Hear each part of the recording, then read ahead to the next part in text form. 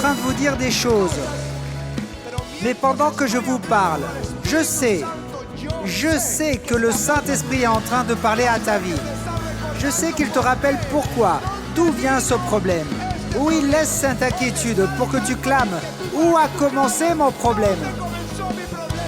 Où ai-je mal semé? Et comment est-ce que je peux changer et annuler cette mauvaise semence pour ne pas avoir une mauvaise récolte? Oigan lo que el Espíritu Santo dice: haré maravillas que no han sido hechas en toda la tierra.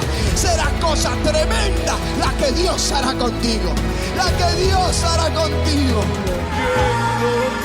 Mi alma está fluyendo, el fuego del cielo está ardiendo en mí, cayendo del cielo, su gloria está cayendo, mi alma está fluyendo, el fuego del cielo está ardiendo en mí. Mi alma está fluyendo, el fuego del cielo que está ardiendo en mí. Alléluia. Amen. Alléluia. À la croix du calvaire, Jésus n'est pas seulement mort pour nos péchés, mais il l'a fait aussi pour nous guérir de toutes nos douleurs. Par sa mortisseur, nous avons été guéris. Il a reçu un coup et son épaule s'est disloquée. Il a dit qu'elle était totalement tombante lorsqu'il a entendu la parole. Quelqu'un a une épaule qui tombe. Et quand il se regarde dans le miroir, elle est beaucoup plus basse que l'autre épaule. Mais le Seigneur restaure maintenant tes épaules, ta clavicule, ta colonne vertébrale. Il est en train de les redresser maintenant. Je te remercie, Seigneur. Il a commencé à sentir du feu. Vous avez dit dans le miroir, je voyais mon épaule tombant. Nous avons évalué, testé la force, l'emplacement du corps et de l'épaule, la mobilité, la sensibilité. Cette fonction de l'épaule est complètement Il restaurée. a redressé ici en direct. Allez, avviamento, que quelqu'un se lève. Cela fait 3 ans que ce monsieur a un fracture de la clavicule de son épaule. Depuis lors, il ne pouvait la bouger. L'épaule était affaissée. Il a reçu les paroles ce matin et le mouvement est complètement normal. Tu peux lever le bras, il n'y a plus de douleur. Une fracture à l'épaule et le Seigneur a redressé l'épaule. Allez, remercions le Seigneur. On a diagnostiqué l'enfant en mégacolone. La maman nous raconte qu'il y avait des médicaments. L'enfant allait à la selle tous les 15 et 16 jours. Il y a 15 jours, on a donné une parole sur l'estomac et spécifiquement sur les colonnes. Ils l'ont reçu. Ils me disent que sans médicament, l'enfant va à la selle tous les jours depuis 15 jours. Amen. Merci Seigneur. Merci Père Saint. Il nous raconte qu'elle souffrait de migraines sévères. La patiente vient de Kubaral. Ils l'ont envoyée à cause de la complexité de sa douleur à la tête. Elle a fini hospitalisée ici 7 semaines à l'hôpital du Tunnel. Là-bas, l'équipe médicale neurologique avait des signes graves montrant que la douleur à la tête était due à une tumeur cérébrale ou quelque chose qui générait une augmentation de la pression intracérébrale. Ils ont fait des examens, ils ont trouvé une hypertension intracrânienne secondaire à une hydrocéphalie, mais il y a eu un changement de diagnostic. Depuis le premier instant où elle était entrée à l'hôpital, il y a eu des modifications de symptômes, ils ont prié pour elle et elle a fini par sortir cette fin de semaine. Dans son traitement et il n'y a pas eu besoin d'une intervention Alléluia. médicale. J'aime beaucoup cette parole qu'utilisait le docteur. Changement de diagnostic. Dieu peut le faire. C'est le seul qui puisse le faire. Merci Il me disait Seigneur. qu'il était myope. Effectivement, il ne pouvait pas voir de loin. Ce sont les lunettes qu'il utilisait. Ça montre qu'il ne pouvait rien voir. Je lui ai fait lire toutes ces pancartes qui sont au fond et il peut les voir Et ça y est, parfaitement. maintenant tu peux lire. Dis-moi s'il te plaît ce qui est écrit sur ce panneau vert. Avenue des Nations. Parfait, je le vois presque, mais de côté. Et là-bas, arrives-tu à lire ce panneau vert? Entrez, entrez. Ok, et ici? Bienvenue à Bethléem. Bienvenue à Bethléem. Dis-moi, tu ne pouvais pas voir d'aussi loin? Là-bas, par exemple, tu vois? Tu réussis à voir? Tout. Tout. Adieu lunettes. Adieu jeune. Dieu est bon. Merci Seigneur. Allez à Vivamiento avec joie. Si tu désires connaître plus de Jésus, savoir ce qu'il a fait pour toi et ce qu'il pourrait faire pour ta vie, alors prête une grande attention aux paroles suivantes. Jésus a dit dans Jean chapitre 12 au verset 46, « Je suis venu comme une lumière dans le monde, afin que quiconque croit en moi ne demeure pas dans le ténèbre. Je suis venu manifester la lumière au monde. Je suis venu pour éclairer l'humanité. Je suis venu avec cette lumière pour apporter amour, pardon, réconciliation et espérance. C'est le message qu'il est venu apporter au monde. Il est venu nous dire, le royaume des cieux s'est approché de nous. Et c'est le moment pour que tu puisses dire, j'ai besoin que cette lumière éclaire mon cœur. C'est très simple, je veux que tu prennes cette décision et que tu fasses la même prière que je vais faire. Je veux que tu la fasses de tout ton cœur. Dis, Seigneur Jésus, j'ai besoin de toi. J'étais pécheur, je me suis éloigné de toi, mais aujourd'hui je me réconcilie avec toi. Je te donne ma vie. Je t'invite pour que tu viennes dans mon cœur, lave mes péchés avec ton sang et que tu fasses de moi une nouvelle création. Les choses anciennes restent derrière, que tout soit fait nouveau en moi. Inscris mon nom dans le livre de la vie éternelle et ne l'efface jamais. Aide-moi à t'être fidèle tous les jours de ma vie, jusqu'au jour où je serai avec toi pour l'éternité. Dans le nom de Jésus, Amen et Amen.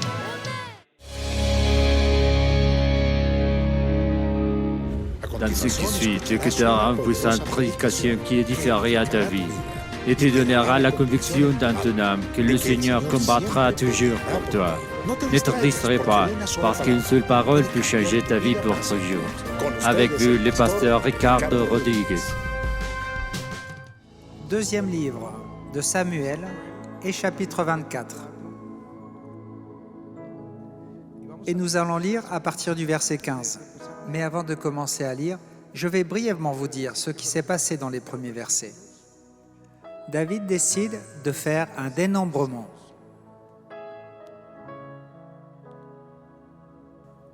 Et Dieu se fâche réellement contre lui. Parce que ce dénombrement, c'est peut-être ce qui le stimulait.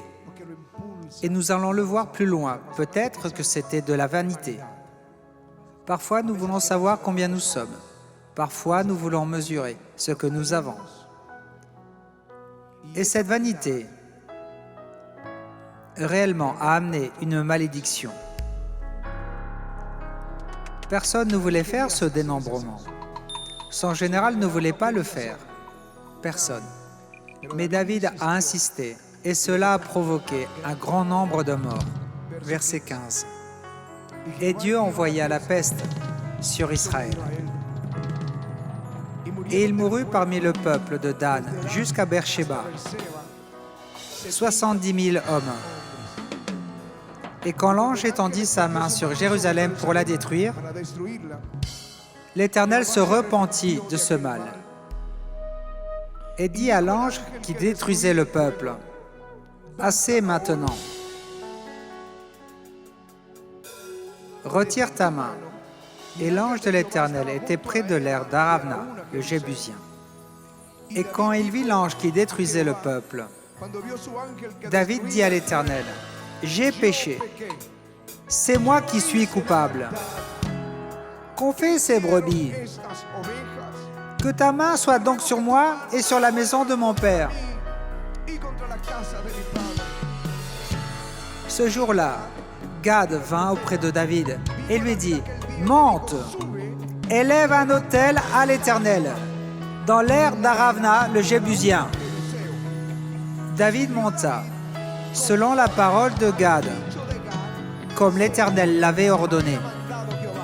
Dis avec moi, l'Éternel ordonna. Dis-le, l'Éternel ordonna. Aravna regarda. Il vit le roi et ses serviteurs qui se dirigeaient vers lui. Et Aravna sortit et se prosterna devant le roi, le visage contre terre. Aravna dit, « Pourquoi mon seigneur le roi vient-il vers son serviteur ?» David répondit, pour acheter de toi l'air et pour y bâtir un autel à l'Éternel, afin que la plaie se retire de dessus le peuple. Aravna dit à David, que mon seigneur le roi prenne l'air et qu'il lui offre les sacrifices qu'il lui plaira. Vois, les bœufs seront pour l'holocauste et les chars avec l'attelage serviront de bois. Aravna donna le tout au roi et Aravna dit au roi, que l'Éternel ton Dieu te soit favorable. Mais le roi dit à Aravna, non, je veux l'acheter de toi à prix d'argent, car je n'offrirai point l'Éternel mon Dieu des holocaustes qui ne me coûtent rien. Alors David acheta l'air et les bœufs pour 50 cycles d'argent. David bâtit là un autel à l'Éternel, et il offrit des holocaustes et des sacrifices d'action de grâce. Alors l'Éternel fut apaisé envers le pays, et la plaie se retira d'Israël. Amen. Amen. Alléluia.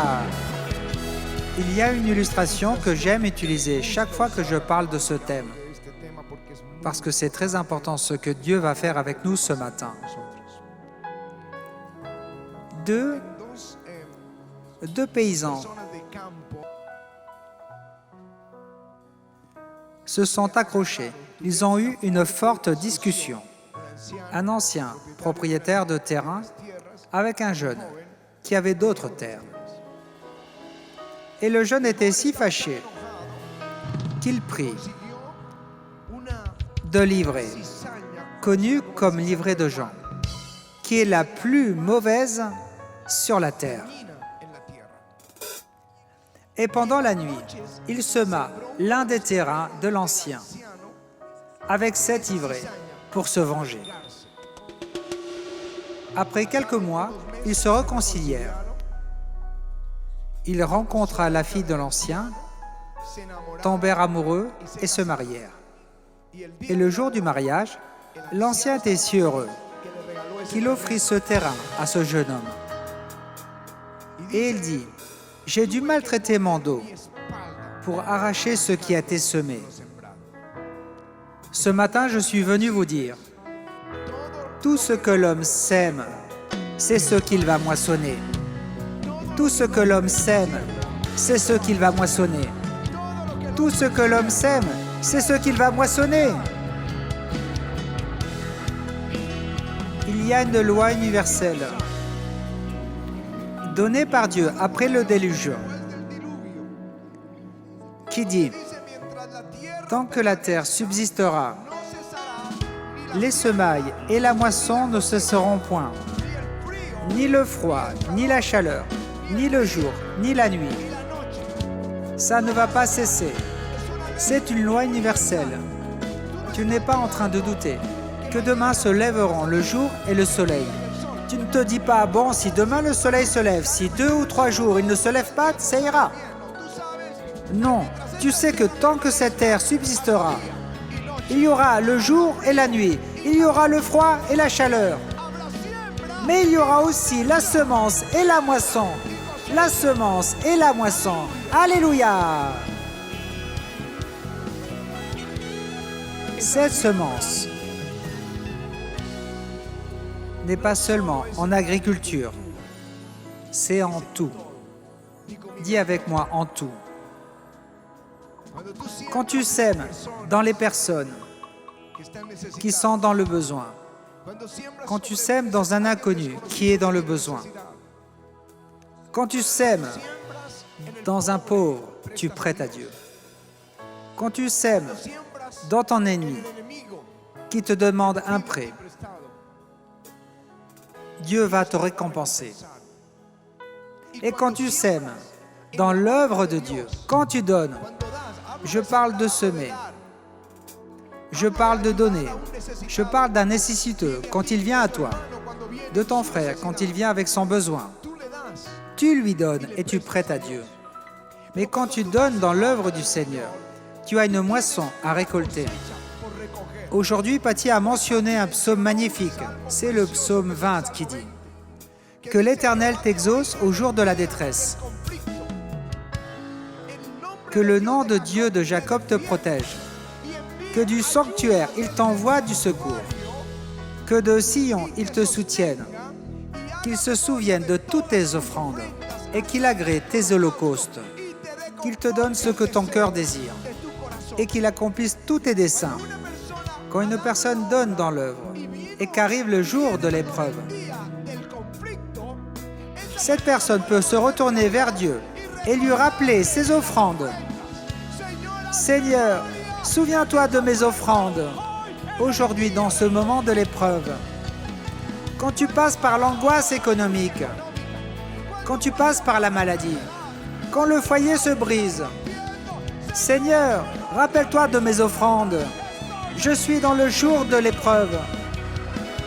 Alléluia. Le psaume 50 dit: offre pour sacrifice à Dieu des actions de grâce et accomplis tes vœux envers le Très-Haut. Et invoque-moi au jour de la détresse. Je te délivrerai et tu me glorifieras. L'offrande est une semence pour le jour de l'épreuve.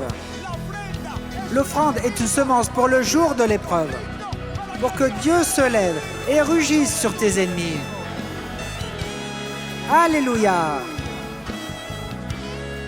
Alors, si tu as participé aux offrandes dans l'église, là où tu te réunis, dans n'importe quel endroit d'Amérique latine, je veux te donner une bonne nouvelle.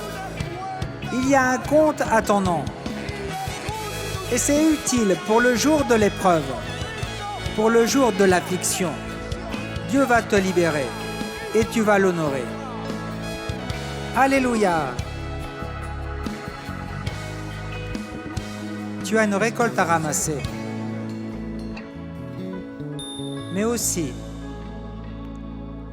lorsque nous semons mal, parce que la parole ne dit pas que le bon. Elle dit, ce que l'homme aura semé, il le moissonnera aussi. Si tu sèmes l'injustice, si tu es injuste, tu as une récolte à ramasser. Si tu sèmes la déloyauté, tu as une récolte à ramasser. Les complots, les envies, tu as une récolte. Si tu as été un mauvais époux ou un mauvais père, tu as une récolte. Si tu as été un mauvais fils, qu'espères-tu récolter? Quand tu ne peux pas honorer ton père dans ses besoins, avec ce que Dieu te donne, tu as une récolte à ramasser. Quand tu es un mauvais étudiant, médiocre, aujourd'hui tout paraît un jeu et fait sourire, mais dans les années à venir, les assidus vont prospérer. La main négligente va s'appauvrir. C'est une récolte. Si tu ne fais pas attention à ton corps, à ce que tu manges, et prends à la légère le conseil que plusieurs te donnent, tu as une récolte. Une mauvaise gestion de ton argent te fait avoir une mauvaise récolte. Selon ce que tu as semé, tu récolteras. Merci à Dieu pour l'évangile de notre Seigneur Jésus-Christ. Et merci à Dieu pour sa parole. Parce que dans cette écriture, il y a une parole, une promesse, une porte pour annuler les mauvaises récoltes, pour annuler les mauvaises semences. Il y a une parole aujourd'hui que nous avons lue, selon laquelle toi et moi, nous pouvons annuler ces mauvaises récoltes et commencer à semer des bénédictions. Alléluia! Je vous dis ces choses, mais pendant que je vous parle, je sais que le Saint-Esprit est en train de parler à ta vie. Je sais qu'il te rappelle pourquoi, d'où vient ce problème. Où il laisse l'inquiétude pour que tu clames. Où a commencé mon problème? Où ai-je mal semé? Et comment puis-je changer et annuler cette mauvaise semence pour ne pas avoir une mauvaise récolte? J'ai demandé au Seigneur comment je pouvais arrêter ces mauvaises récoltes il y a des années. Et j'essaie de l'enseigner au moins tous les 2 ans. Ce serait mieux chaque année. Pour que nous soyons tous libérés d'une mauvaise récolte. Et pour que dorénavant, nous semions bien. Et l'Esprit Saint m'a enseigné, comme il l'a enseigné à David. Alors David a recensé le peuple. Il dit dans le premier livre des Chroniques, chapitre 21, que Satan l'a incité. Et lui, poussé par Satan, fit ce recensement. Il a péché. Et ce terrible fléau arriva sur le peuple. Et David, la parole dit, qu'après que David eut recensé le peuple, un fardeau pesait sur son cœur et il dit à l'Éternel, « J'ai gravement péché d'avoir fait ça. Mais maintenant, ô Éternel, je te supplie d'ôter le péché de ton serviteur, parce que j'ai agi en insensé. » Cela s'appelle repentance. C'est reconnaître où a commencé le problème.